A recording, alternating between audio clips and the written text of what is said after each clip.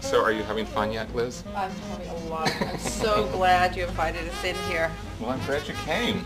I have so much to say. Oh my God, this is so beautiful. Did you design this sofa? I did. It's called the Buick sofa. Fabulous. And to me, it was like an old 50s Buick bumper. With the silk velvet. This is Jack Larson silk velvet. Fabulous. All the textiles that we use here in the shop are from Jacqueline or Larson, which we were fortunate to have this relationship with them where we get to represent them on the street. We're like the only place in the country. It's usually only available through the design and architecture trade and through design centers, but it really elevates and is a kind of a treat for the retail consumer because they don't see these fabrics. No, they don't. So just the exposure level, I think, is great, and it enhances our furniture, our space, and I think the beauty of this was designed in the 50s. Very nice. And I just think it's so beautiful how it's like a sculpture to me. Here we have a variety of artists here. This is a found piece from a flea market. This is Sherry Robinson, Christian Halley. This is a piece of mine called Foursquare. Joanna Kane, Nino Meyer. And Nino Meyer's work is interesting because he takes photographs and befriends these homeless people and creates these images, and then I don't know if you can see it on camera, but it has like Music Man. This is something in his rapport with these people that he loved. This is what this man would like to be. It's like a music man. And then you come up here to the chandelier, which we've designed. Yeah, this is the Beverly chandelier, and it has the electric candles in it. And instead of taking, I love this classic kind of shape without the glass. Normally you would have a hurricane in it, or some kind of globes on the candles. It actually looks great with them. And there's no finish on it, so you see the weld joints, and it's just kind of primitive. So Liz, let's go into the design area. Finally, the place where all the magic happens. This is where it all happens, Liz. Yeah. I better cover up a few things. All your secrets. My trade secrets. It's all smoke and mirrors now. So this is where I like hang out. This is my little spot in the space that I can kind of see what's going on here, and I can see what's going on over here. We're putting together a project that we're doing here in LA, and this is kind of the beginning stages, so we accumulate a lot of different things and edit back and design and draw and whatever. But once we get the design put together, we have to produce it, and what we do is there's POs that have to be written for every item that we order. With every detail. With every detail. I mean, you literally have to describe what you're ordering. It can't be just say, I want to do this little table, I want to do a light. Well, what kind of glass do you want on the light? Do you want it in stainless steel? Do you want it in bronze? Do you want it in brush? Do you want it... There's all these aspects that most people don't think about. What they type just of go voltage do you want? Exactly. What is it going to be used for? And unfortunately, we use a lot of European things or European fabrics. So it's metric, and you have to convert it, or the electrical isn't right, it isn't UL. And you deal with the electrician and the contractor, correct? Right. Yeah. So there's a lot of aspects that people don't think that a designer brings to the table, that not only are we bringing aesthetic changes and new things to them, it's a whole side of working on a financial level. You want to reel these people in on some level, because you take them out shopping and you go to the design center. Yeah, exactly. You go to a big showroom that has a multi-line collection, and it's overwhelming. And you have to kind of be in charge. And when we go shopping, I have a very tight criteria and a list of where I'm taking them. I pre-shop.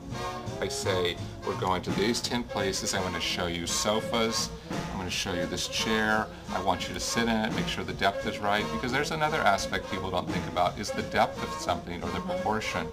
Yes, you need an 8-foot sofa, but how deep do you need it? If the woman's 5'2", I'm not going to do a 42-inch sofa. And her husband's 6'4". Right, so there has to be a happy medium. You need to sit in it. What kind of fill? Is it down? Is it Dacron? Is it foam? Is it whatever? Do they have allergies? These are all issues that you don't have the luxury in the mainstream design world, because it's like foam and whatever. foam and that's it. Foam. Exactly. Foam and foam. Foam and foam, I know. Foam should just be in coffees, you know? Yeah, exactly.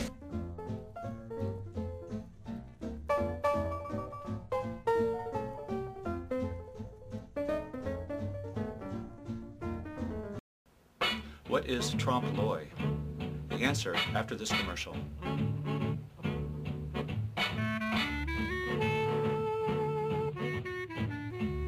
Trompe-l'oeil, fooling the eye, is a translation of this phrase used to describe decorative painting on walls or furniture pieces that appears to be three-dimensional. Thus the name, trompe-l'oeil, to fool the eye. Up next, Stephen Stone, an incredible builder and landscape designer.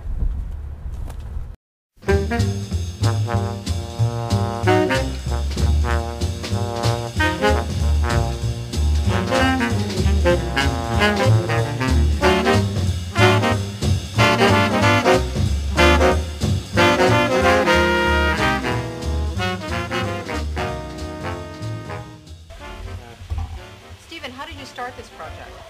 Well, I started out, my client bought the house, and then we turned around and I decided I wanted to do a fountain in the motor court and wanted to do a formal garden, wanted something that she didn't have to maintain all the time, but that always looked, you know, really nice, something she could go away to some of her other homes and not have to worry about. So we went out shopping, found a fountain, you know, and then the rest of it was just up to me, and she let me do whatever I wanted to. So I just threw together some white roses and went to town and came up with what's here now.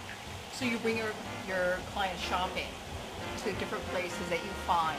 I like to include my clients with my jobs. Sometimes they're not so eager to, you know, be involved, but once I start taking them and kind of, you know, taking their hand and showing them different things, they start really enjoying the process. And others are more involved, you know, and they tell you what they like, what they don't like, and they give you, you know, stricter guidelines, where the client at this house had very open guidelines and really didn't have, you know, too many things that were no, and everything basically was yes. And I just took her shopping. We had a really great time.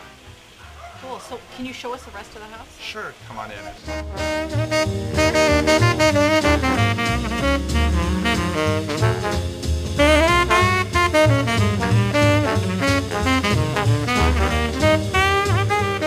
Stephen, what was your idea when you started this room? Is this den, correct? Well, it's actually originally was the library for the house, and my client had an extensive jade collection. So I said to her, you know, why don't we make the library into a jade room? So we showed off a lot of her jade in here, you know, and I went in and I put mirror and glass, and I did the room all dark and chocolates, which she had a problem with at the beginning, and now loves it. And, you know, finds it a real comforting room and, you know, a really cold winter stay. Very comfy. Can we go this way?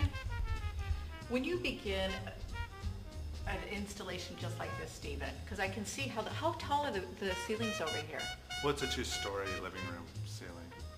So when you begin something like this, what are the elements that you have to think about before you begin something like this? This job, actually, I started, my client was always into, you know, drabby colors, and I wanted to, you know, bring her up and just, I think she would feel better with some colors. So I had to kind of coach her to come and, you know, be more experimental with color in her house. So I got her to find these drapes that she loved the fabric on.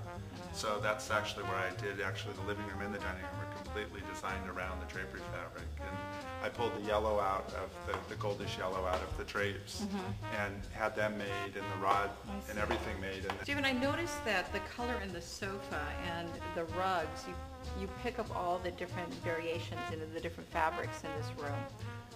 Yeah, I actually try to use the color and have it kind of intertwine, you know, between going in the golds and the yellows, the rug colors, the rose, the ox blood. The ox blood I got, you know, for the porcelain.